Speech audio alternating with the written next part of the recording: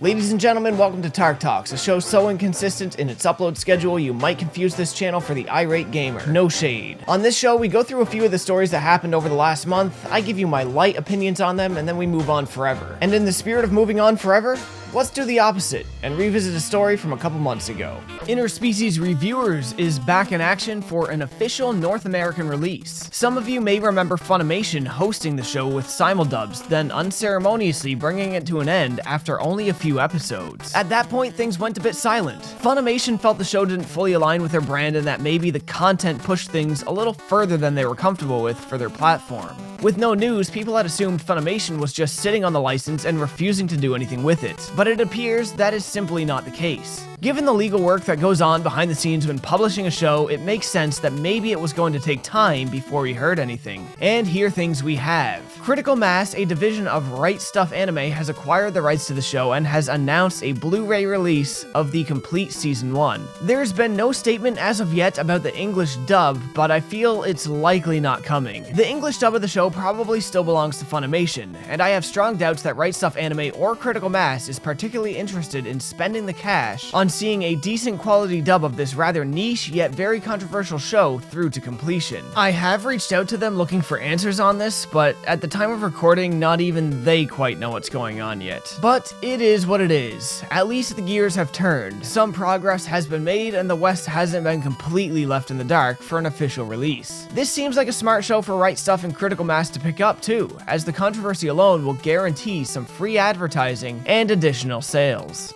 Now let's turn another gear and shift from talking about a smart marketing decision that directly interests and affects me and the things I like, to talking about a poor marketing decision that doesn't directly interest nor affect me and the things that I like. Grab yourself a hot cup of coffee, take a seat, and let's talk hyperbolically about the dystopian future of video games and the Assassin's Creed Valhalla Collector's Edition for the Xbox One in the UK. We've seen several times over the past few years now collector's editions coming with digital copies of games, or sometimes not coming with a game at all. But when this happens, it's the same across all consoles. Well, curiously enough, the collector's edition for Assassin's Creed Valhalla in the UK aimed to break this tradition, with the PlayStation 4 version set to get a physical disc and the Xbox One version set to get a digital code. Now this outraged some folks, a small amount whom I assume are people who would have actually been directly affected. You know, UK players on Xbox who prefer physical. But people were outraged nonetheless, and they made enough noise for Ubisoft to rather quickly overturn their decision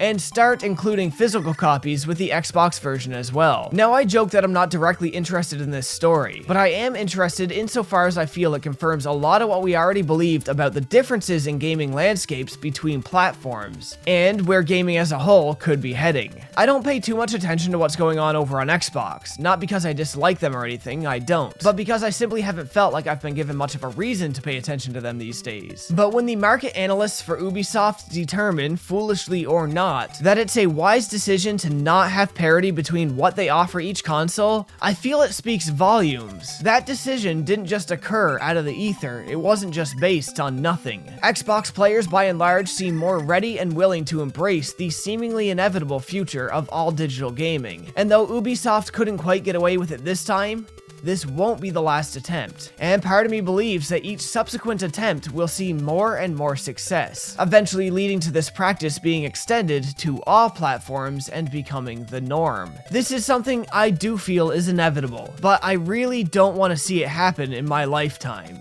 I know I'll be ice skating uphill with this one, but I will oppose the all-digital future for as long as I'm here in the gaming space. And on the note of collector's editions that come with digital games or without games at all, that stuff can disappear yesterday. A receipt with a game code printed on it isn't a very nice or shiny part of a collection. It kind of alienates the target demographic for such a product, and it undermines the exact thing that product was supposed to be. But I guess that is just my opinion. Now for a bit of smaller news. First, a little bit of self-promo. If you missed any of the reviews this month, I did 3. 2 games I rather quite enjoyed, and 1 that just really badly missed its potential. This month, I covered Paper Mario: The Origami King, the video game adaptation of Is It Wrong to Try to Pick Up Girls in a Dungeon, as well as a unique abstract puzzle game called Manifold Garden. Links to all of those can be found in the iCard at the top of the video. Now, let's start with Nintendo. Nintendo recently held a Mario Direct to celebrate the game's 35th anniversary, and there's quite a lot to be excited about here. Of course, the 3D All-Stars bundle is the big one, $60 for 3 ports of some rather high-quality games with some slight graphical changes made to them. Maybe not as strong of an offering as other developers had given on some of their products, but certainly a great deal nonetheless if you consider at all the only other legitimate ways to buy and play all 3 of these games. These are limited to a 6-month window to purchase both physically and digitally, which they haven't said too much about, and I will say is rather curious. But I have my suspicions it will just get a new box version or be sold separately at a higher price point after this 6-month window. Either way, I'm not quite gonna freak out about it. 6 months is a good chunk of time to secure the game anyway, and it'll end up with far more availability than half the RPGs I review on this channel ever get. They also revealed a Mario Battle Royale, which looks like the Tetris 99 approach to a battle royale. I can't quite imagine how this will actually be to play, but I wouldn't mind giving it a whirl. A port of 3D World with added content is on its way. It was a bit of an unpopular game, I know, but I rather enjoyed 3D World, and I wouldn't mind taking this opportunity to give it another go, even if multiplayer with a wife could prove the most challenging thing our relationship could ever face, just as it did the first time around. Not part of this direct, but in later news, Nintendo also announced a new Hyrule Warriors Age of Calamity game, and I will say, I'm pretty much down for this. The first Hyrule Warriors was great, and a new one set in the world of Breath of the Wild looks to be just as great, if not better. In other news, Yoko Taro pleads to gamers to buy 13 Sentinels because Vanillaware is a treasure of a studio and Japan needs it. And of course, as always, he isn't wrong. New footage of the Xbox Series X and Series speaker have been going around. At this point, like, whatever, who cares? Moving on. The best Final Fantasy game, Final Fantasy IX, got even better for PC players with the launch of the Moguri mod, which, I mean, there was more work put into this than I can explain. Just check it out for yourself. The game looks beautiful. Hell, even the cutscenes have been massively updated. We also got the announcement that Onichambara Origin is coming to North America this October for PlayStation 4 and Steam. Not too many other details yet, but here's hoping it's more to the quality of Z2 Chaos and less to that of the series' other titles. And I guess new redesigns for a certain Crash Bandicoot character appearing in Crash 4 are going to momentarily turn parts of the Crash fanbase into the darkest corners of the Sonic fanbase. So that'll be fun to watch. 4 games to look forward to this month, we have Kingdoms of Amalur Re-Reckoning, released on September 8th. Our friends at P-Cube are releasing Inertial Drift on the 11th.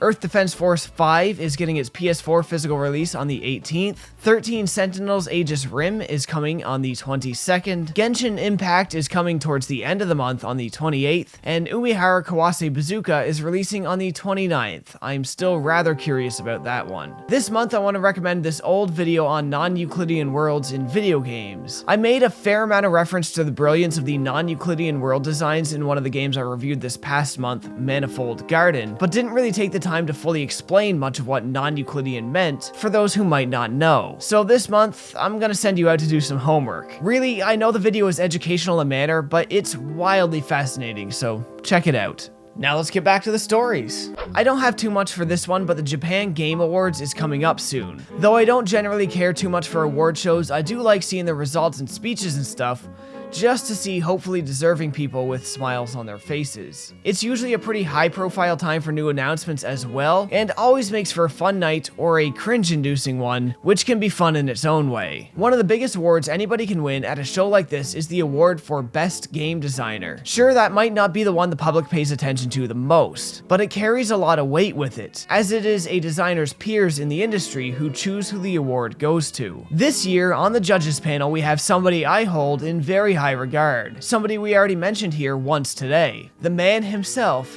Yoko Taro. So to whoever wins this award, just know that means Yoko Taro likely gave you his seal of approval, so no pressure on your next game or anything. And yeah, I say no pressure or anything, but look at this panel of judges. The aura is downright menacing. And the last thing I really want to look at today is the Crystal Chronicles remaster. After numerous delays, the game finally dropped in North America, and where it had potential for me to be interested, it completely dropped the ball. Crystal Chronicles is a game I played a fair bit while it was new, and I actually enjoyed it quite a bit too, and felt it was a great looking game for the time. But I also had to play it as a solo experience, which isn't really the intended method of play. I rarely had friends over growing up, and if/when I did, we weren't really equipped to play the game's multiplayer. I'm not sure any of my friends had both the Game Boy Advance and the link cable for the GameCube, and even if I did, they wouldn't be around often enough for us to make a good attempt at getting through the game. So I was looking forward to this game getting a re-release, and finally having a new way to do local co-op. Well, there isn't one. And everything else about how they handled the multiplayer was a complete crapshoot. And it's not even that online multiplayer purely sucks, but the entire progression system of the narrative has largely been undermined by it. And despite the first patch having come and gone already as well, it seems there's not much intent to fix or address the multiplayer issues, and myself and many fans aren't exactly impressed. I guess it goes to show that even despite numerous delays, not every problem can always be ironed out. That maybe some games of old that utilize unique gimmicks aren't that easy to transport to another system, even if this is a port of the mobile version of the game and not the GameCube version. On mobile, the lack of couch co-op makes sense, but here, this is a death blow for me and many others, and basically made it so that I have no reason to play this version over the original. I still have a GameCube, and I own a Game Boy Advance or two as well. I guess I could eBay the cable I need, and the wife and I can just play there instead. With no local co-op on the new version, I have no reason to play it, and it's as simple as that, really. And that's all for this month's Tark Talks, ladies and gentlemen. If you guys liked the video or found it useful at all, you know the deal. Like, comment, subscribe, and share the video if you can. Links to all my socials and the Patreon support page are in the description below, and as always folks, thanks for watching.